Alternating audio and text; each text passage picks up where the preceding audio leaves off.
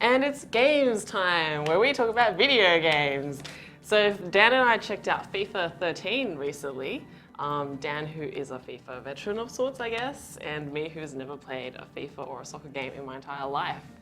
What were your first impressions, Dan? Firstly, I want to hear what you thought about this thing. I mean, obviously, I wouldn't go as far as to say veteran, but I've played my fair share of FIFA games, probably semi-seriously here in the office since about FIFA 09 or 10 was when we started getting really into it. Okay. So we've seen the progression of the series, but I want to know what you thought as a first time. Okay, well, the great thing about FIFA games is it's pretty easy to understand the basic mechanics because, I mean, it's soccer. Everyone knows how to play soccer. You kick the ball, but it's not as simple as that. There are no rules. It's just a ball and some grass. Yes. So, I thought obviously it's a really pretty looking game. Graphics-wise, it looks great.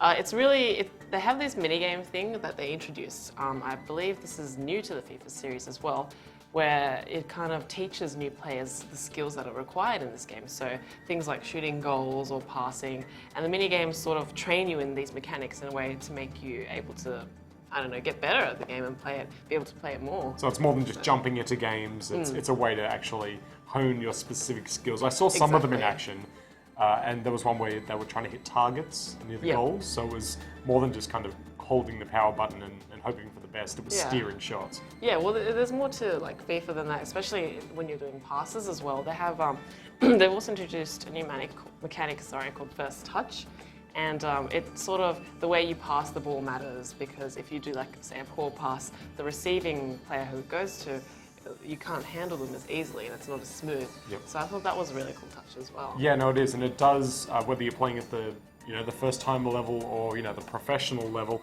that does actually really change up the way that the game plays out because you've got a couple of factors at play. You've got the receiver and their skill level. You've got you, the controlling player, and the amount of power you put behind the shot.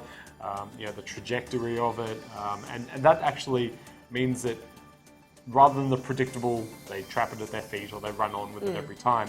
Sometimes they'll kind of bounce off a foot, they'll concede possession, they won't trap it cleanly, they'll break pace, and it's those little animations that make it feel like it's more than just a kind of aerial ping pong. Yeah, and there's fun stuff going on in the backgrounds as well. I mean, the way that the game controls the players when you're not controlling them, because obviously you're playing one guy at a time who's kicking the ball around, and the other guys are circling the field and doing their thing. And the way the game controls it, it's very intuitive, so you'll always have a player where you want them to be in the end, especially when you're wanting to intercept other teams. Yeah, and that's actually something they've said they're changing this year. They're revamping the AI so that it will run onto the ball a little bit better. They'll open up space. Which we didn't see because all the play we did was against other human players in multiplayer matches. So I'm interested to see if that is true. The other big change that they're making is the second generation of the Impact engine that they brought in last year, I think it was. I think it was FIFA 12 that brought it in.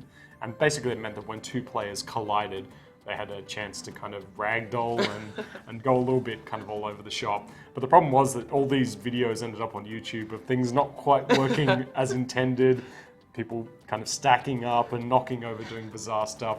And this year they're saying that should be improved, and the off-the-ball jostling that happens, so when they're not actually in possession, should be a lot better. Oh, okay, well, I saw a little bit of that go on in one of our games, actually. It was pretty funny. Made for good entertainment value. Yep. So the other big thing that they're adding in this year's game, which we didn't see, it's probably worth mentioning as well, is Kinect functionality for the Xbox 360 version. They haven't talked a lot about, they alluded to it a little bit at E3 with the fact that you can yell at the TV, you can do stuff like substitutions, you can change formations, and if you swear at the TV because you're unhappy with the call, the commentary will reflect that. But whether you'll get ejected from the game, fires out the disc at you, shreds it up or something, they haven't confirmed that yet. So yeah, overall, I thought it was a nice introduction into the soccer game genre, I guess, because I've never played any before, and it's intuitive enough for beginners like me to pick it up. Yeah, I agree. I was a little skeptical that they tend to have the big years where they bring in stuff like 360 dribbling and better control, and then there are the other years which are sort of the incremental updates, and not everyone's going to buy it every year. And this year I was worried it was going to be that kind of minor thing where they tweaked a couple of little things, but it does feel like a genuinely different game. And if you liked FIFA 12 and the more active attacking to dispossess other players, you'll really like this game. And it'll be out later this year in late September on the Xbox 360, PlayStation 3, and every platform known to man, including iOS and 3DS Android. and maybe not. Yeah, probably Android as well.